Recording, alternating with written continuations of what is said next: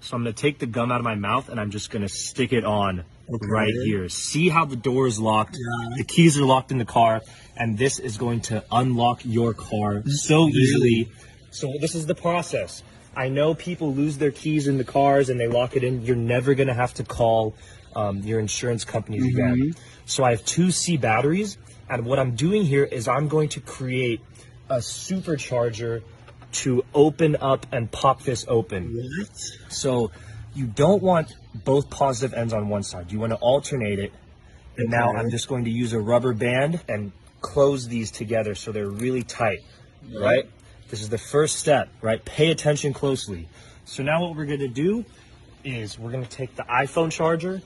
Everyone has an iPhone charger or a cable like this in their home. And the whole point of this is that you can use stuff in your house. If you lock your keys, you can run back in and just get it, no problem. So what I'm gonna do is you wanna create a point of contact from this end onto both ends here. Make sure you don't want it to be on the left side or the right side. It has to be touching both. So now that I have it touching both, I have electrical tape, and I'm just gonna tape this piece onto here so that it stays put. So I cut a piece of electrical tape off.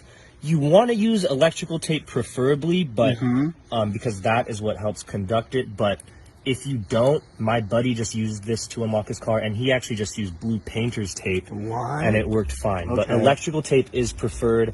I have it in my house. So look at this. I'm just going to tape this on here, right? Remember, maintaining that point of contact between the positive and negative ends of the battery. So I'm just gonna press this on. So now you might be wondering, what are we gonna use this other end for? This is gonna go inside of this keyhole. So the gun that I used is that so it stays in.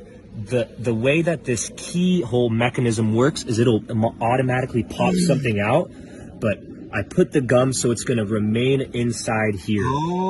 So the reason why I used gum is that it's a very good insulator, right? So we're creating basically a little battery here that's gonna mimic the key fob that you click the button and it pops it open. So we wanna maintain this electrical current throughout. So I'm gonna use gum to not only keep this in place, but to act as an insulator, right? So now that this is in, we wanna create basically a catalyst that's gonna send an electric charge from this battery into here, and it's gonna pop this open. So all you need is a lighter of any type. When my mom did this, she even just used a gas station lighter, but this is what I had in my house. Like I said, the whole point is that you can do this with items inside of your household. So when I touch this onto here, right, I'm just gonna do light taps. You don't wanna hold it on. You just wanna do light taps, and you want to make sure that the flame is in contact, same as with the charger, with both the positive and negative side. That is what's going to create the electric charge up here. So I'm going to do this here and watch closely to what happens. This should pop up and let us inside and get our keys. So it might take a couple tries. I might even hold it on for longer for this one.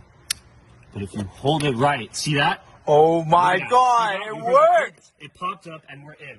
Look at that.